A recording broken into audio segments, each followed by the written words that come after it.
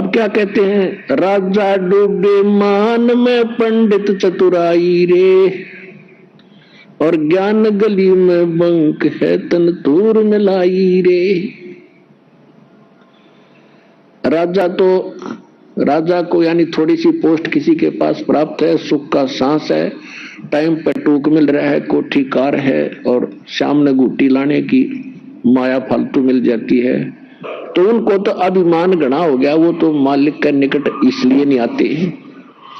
और पंडित जो गुरु पद पर विद्यमान है, उनमें चतुरता गणी आ गई, उनका स्वार्थ हो गया दुनिया को ठग कर मूर्ख बनाकर अपना पीछे लगाने का।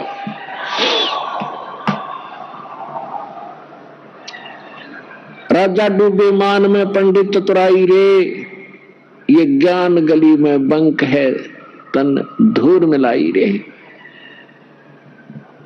उस साहेब को याद कर जिन सौंज ये सब सौंज बनाई रे, और देखत ही हो जाएगा पर्वत से राई रे। कहते उस परमात्मा को याद कर, तत् ब्रह्म को। गीता अध्याय नंबर 7 के श्लोक नंबर 29 में गीता ज्ञानदाता कहता है कि तत्व ज्ञान के प्राप्ति के उपरांत, तत्वदर्शी संत की प्राप्ति के उपरांत उनको ये ज्ञान हो जाता है कि उस परमात्मा की भक्ति करनी चाहिए। तत्ब्रह्म कहते वो प्राणी केवल जो जरा और मरण से छूटने के लिए प्रयत्न कर रहे हैं। जरा माने बुढ़ापा, वृद्धावस्था का कैर,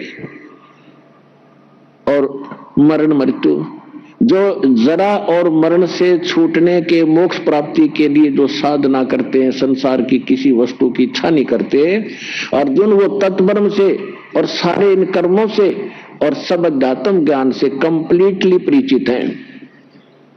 तो अर्जुन ने 8वें अध्याय के प्रथम मंत्र में पूछा, भगवान फिर किम तत्ब्रह्म, वो तत्ब्रह्म क्या है, वह परमात्मा कौन है। 8वें अध्याय के 3रे श्लोक में गीता ज्ञानदाता ने कहा कि वो परम अक्षर ब्रह्म है। तो यहाँ गरीबदास जी वही ज्ञान बता रहे हैं, क्योंकि ये सूक्ष्म वेद है, तत्व ज्ञान है, कंप्लीट इन ऑल रेस्पेक्ट है, यह ऑल इन वन है, इसमें कंप्लीट ज्ञान है सभी वेदों, गीता, पुराणों का, कुरान और बाइबल का।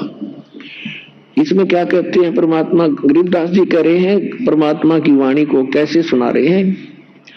उस साहेब को याद कर जिन सौंज बनाई रे, जिन सब ब्रह्मांडों की रचना की, और देखत ही हो जात है ये पर्वत से राई रे। यानी कितना सुंदर शरीर तेरा, और मृत्यु के बाद इसको फूंक देंगे, ये राख बन जाएगी, ये कुछ भी सांग नहीं है, इसमें अभिमान मत कर। कंचन काया नाश होवे तन ठोक जलाई रे, मूर्ख बोंदू बावरे क्या मुक्ति कराई रे। इसे सुंदर शरीर को फूंक कर चला गया हाथ जाड़ के, अरे मूर्ख तने क्या पाया इस जीवन से।